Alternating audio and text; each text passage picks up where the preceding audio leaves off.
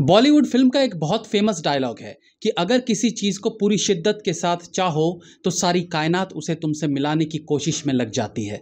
अब कुछ लोग इसे एक डायलॉग के रूप में लेते हैं, एक अच्छी लिखी लाइन के रूप में लेते हैं, लेकिन जो इस लाइन को सीरियसली ले लेता है वो फिर इतिहास रच देता है। और इसी डायलॉग को बोलने वाले शाहरुख खान ने खुद एक इंटरव्यू में कहा था कि जो कुछ नहीं करते वो कमाल करते हैं। ये चीज लागू होती है डेक्कन एयरलाइंस को खड़ा करने वाले GR गोपीनाथ पर, जिन्हें एक समय पर सब निकम्मा कहते थे, जिन्होंने न केवल एक सपना देखा बल्कि उसे पूरा करने के लिए अपना सब कुछ झोंक दिया। इसलिए शायद पूरी कायनात यानी उनके पूरे गांव वाले उनके सपने को सच करने के लिए उसके साथ हो लिए।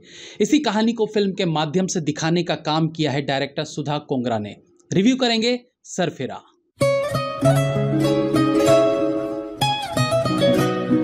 फिल्म का क्लाइमेक्स सीन था, गांव की एक गरीब बूढ़ी औरत एरोप्लेन से बाहर आती है, खुले आसमान की तरफ देखती है, जिसके चेहरे पर आत्मसंतुष्टि के भाव थे। उसे लग रहा था जैसे उसने जहाज में बैठकर आज वो पा लिया जो उसने कभी सपने में भी नहीं देखा था।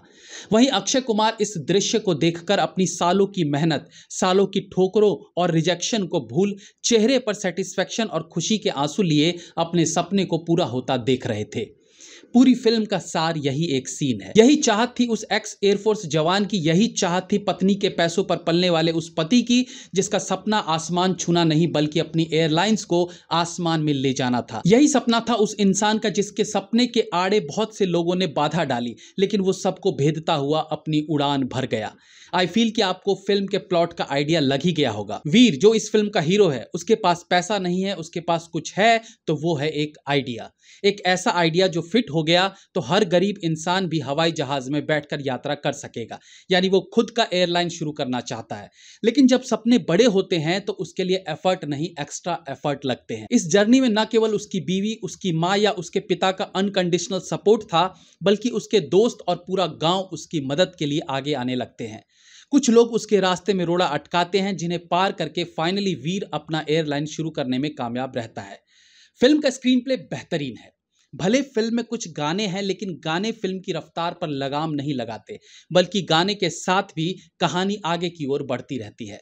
लोकेशंस की अहमियत ना होने के बाद भी सीन्स में लोकेशन को अहमियत दिया जाना सीन को मजबूत बनाता है। वो चाहे राधिका मदान के केक शॉप का लोकेशन हो, जहां पहली बार अक्षय और राधिका के बीच शादी की बात फाइनल होती है, या फिर अक्षय कुमार के घर की वो छत जहां से टेक ऑफ करते प्लेन्स को दिखाया जाता है। कुछ सीन्स में फिल्म की जो खास बात मुझे लगी वो था डायलॉग राइटिंग। संवाद इतने बेहतरीन लिखे गए हैं कि सीन में एक्टर्स से ज्यादा ध्यान उनके बोले संवादों पर रहता है। वो चाहे शुरुआती सीन हो जब राधिका मदान अक्षय कुमार के घर पहली बार आती है और खाना खाने के दौरान जो दोनों में डिस्कशन होता है, या फिर अक्षय कुमार का पहली बार परेश रावल से प्लेन के अंदर जो बातचीत होती है, दोनों जगह बेहतरीन लिखाई देखने को मिलती है। सही सवाल और उसका संतोषजनक उत्तर हो तभी संवादों में वजन आता है। वहीं एक सीन में एक कैरेक्टर अक्षय से कहता है, गरीब अपनी जमीन देखेगा कि सस्ती फ्लाइट में बैठेगा, जिसका जवाब रहता है कि जरूरत तो गरीब को लाइट की भी नहीं थी। सवाल यह उठता है कि क्या उसे आगे बढ़ने का हक नहीं है? क्या जहाज पर बैठना केवल अमीरों की मोनोपोली है? कुछ जगह संवाद बेहद कारगर साबित होते हैं। हालांकि पहले सीन में राधिका मदान ने भी ये लाइन बोली थी कि गरीब को तो बिजली की भी जरूरत नहीं थी, और ये बात अक्षय कुमार के सामने कही थी, और बाद में अक्षय कुमार का उस व्यक्ति को जवाब देने में अगेन वही लाइन यूज करना डायरेक्टर की सही सोच थी।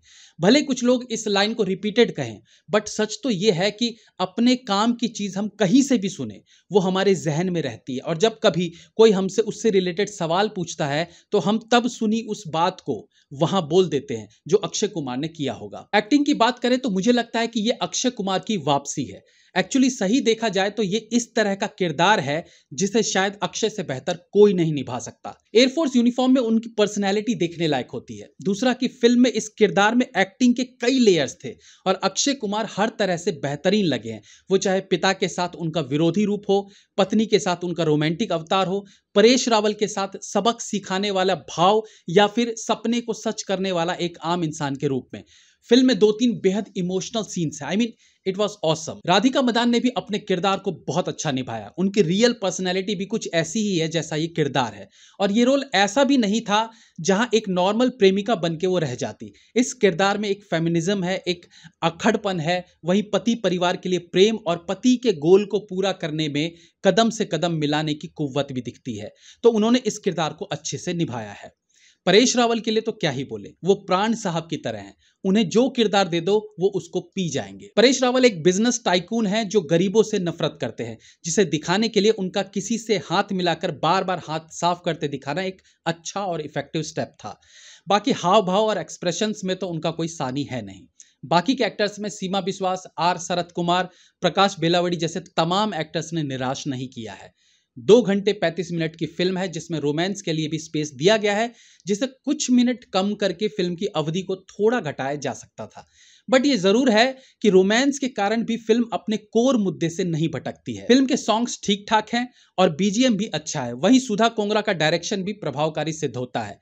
गांव और शहर के परिवेश को जिस तरीके से उन्होंने कैमरे पर दिखाया है वो इस फिल्म को बिलीवेबल बनाने के लिए बेहद जरूरी था। फिल्म के लास्ट क्रेडिट्स तक बने रहेंगे तो एक स्टार का कैमियो भी आपको देखने को मिलेगा। बाकी ये एक इंस्पिरेशनल फिल्म है जो आपके 2.5 घंटे लेगी जरूर, लेकिन लाइफ में कुछ बड़ा कर गुजरने के लिए प्रेरित भी कर देगी। मेरी तरफ से फिल्म को 4 stars. Have a nice day.